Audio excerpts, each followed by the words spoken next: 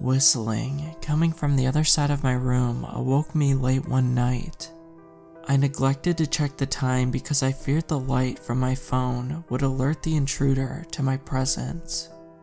I slowly opened my eyes, but the orange glow from the street lamps outside my apartment that bathed my room every night wasn't present, so the room was pitch black. The street lamps had been turned off. It was the first time that I had experienced such darkness. The whistling. I recognized the song as the one that played during the first dance at my wedding, despite the fact that I hadn't been married yet. Hearing the tune filled me with nostalgia. I didn't even have a girlfriend, actually. I couldn't visualize the wedding in my memories, nor could I name the song, but I didn't care, as I relished in the feeling. Suddenly, I could feel the warm breath of another intruder on my right ear. There were at least 2 people in my room with me, and I was paralyzed with fear. "Do you like that song?" the whistling intruder spoke. I didn't dare respond, though somehow I felt a wave of relief wash over me when I heard his voice. "Do you feel the breath on your ear?" he questioned, after a pause. "Yes," I responded, almost whispering. "Do you like that song?" he asked again, speaking slower, with his words more pronounced. The breathing continued. I breathed deeply myself, then spoke. "1 minute, I feel as if I know it. The next, I feel like I've never heard it. I feel a strong connection to it. In those short moments, though," I answered.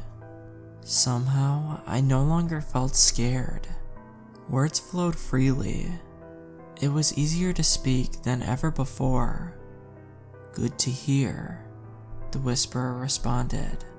"Listen carefully while I explain your situation. The breath on your ear is coming from an evil man. He's waiting for you to wake up, so he can cut you and watch you bleed. He likes watching people's eyes when the life leaves them. You left the entrance to your home unlocked, you see." He walked right into the first apartment he found unlocked. I thought back on my most recent nightly routine, and realized I had indeed forgot to lock my front door after coming back in from having a cigarette before bed. I was always told that they'd catch up on me, but this was unprecedented. "I am not in your universal plane right now," the whistler continued, "and you are only partly present. I have intercepted your consciousness, alongside only your tactile sensitivity. This allows me the minimum amount of communication I need with you." I had no idea who or what I was talking to, but I duly noted the lack of taste, sight, and smell I was experiencing. And the more I concentrated on the whistler's voice, the more I realized that I couldn't pin it to one location. It was either being generated from within my head, or coming from all around me. The only consistent parts of this experience was the breathing on my right ear, and the feeling of my bed sheets and blankets against my skin. I couldn't move. His actions of intrusion and attempted murder is an anomaly, the whistler continued, only brought into possibility by the other side, unbeknownst to himself. This individual was given the power to cheat my plans once for the cause of pure evil. He cannot be allowed to alter them further. Of all those I have reached out to, you are the first to have come into contact with him, yet to also have notions of your future beyond this night. Hence you are the catalyst for correction. I can't see my future though, I explained. It's no more than a vague memory, a feeling. When I think of that song you were whistling, I mean. The whistler responded instantly, saying, I have made this time a more fluid dimension in this plane, but only to the extent I need to confirm that you are sufficient for this cause. Anything beyond this would pose you the risk of immense neuronal overload and irreversible brain damage upon return to the normal human state. I pondered this for a short while. It was futile. I couldn't really comprehend what this man was saying. What do you mean by the other side? I eventually asked. The whistler thought for a few seconds before speaking. The rejected consciousness, something akin to your understanding of hell, initiating its secession from our collective, was an unfathomable mistake of mine. It was nothing but evil, and I wanted to eradicate it, but all I did was allow it autonomy. Its goal is destruction of my creation. I now exist merely to counteract its actions. It is only growing in strength. The whistler's words felt weighty. Who are you? I asked. And what is the collective? The whistler was silent for a moment. I will now leave this in your hands, he said. You will wake up in your room, but say the following words to the intruder without opening your eyes. You will get through this, sunshine. I won't let you go. Keep fighting. You will tell no one of this occurrence, and then, when I deem your time has come, you will find out who I am, and will join us eternally in the collective. You will be rewarded greatly for the remainder of your life.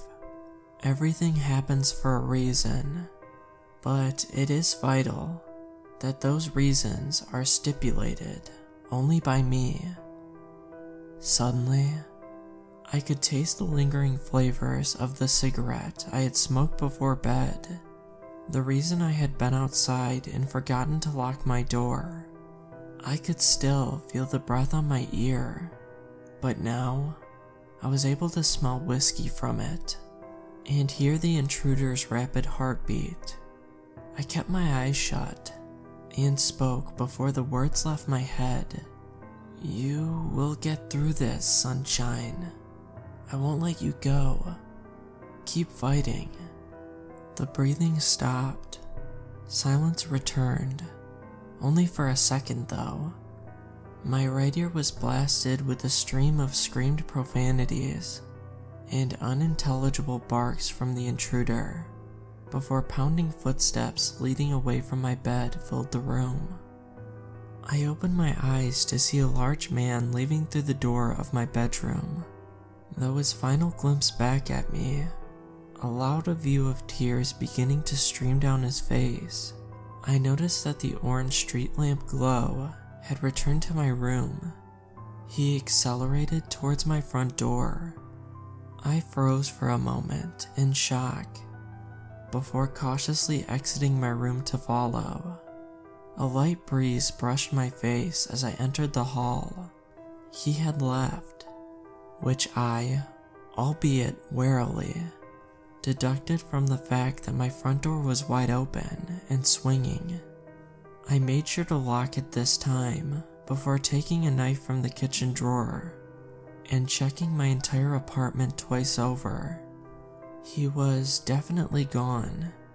The next day, I saw that a few police officers were gathered in the entrance hall to my apartment as I left for work. They were asking my landlord to see any security footage there was from the night before. I had a fair guess at the reason why, but knowing the cameras on my floor were broken and had been for weeks, I neglected to give them any information and instead decided to let them come to me, something I hoped wouldn't happen. My side of the story was totally insane. A couple of days after the intruder incident, I recognized the face of my would-be killer in a newspaper. He had been hit by a truck not far from my building, on the same night that he had been in my apartment, and died a few hours later in the hospital. It really happened. I remember thinking to myself, still finding it difficult to be truly convinced. He had been running the streets, wild and aimlessly. The few witnesses present claimed to have heard the man shouting about how he had met the devil that night. His blood alcohol level was high, so initially it was ruled as a drunken mishap, with the alcohol possibly exacerbating symptoms of an undiagnosed mental condition.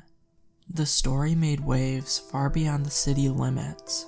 However, when damning evidence was discovered, linking the deceased to multiple grisly murders across the province, until one particular day, I was perplexed as to the meaning of the whistling man in my dream, and the fact that he had basically saved my life.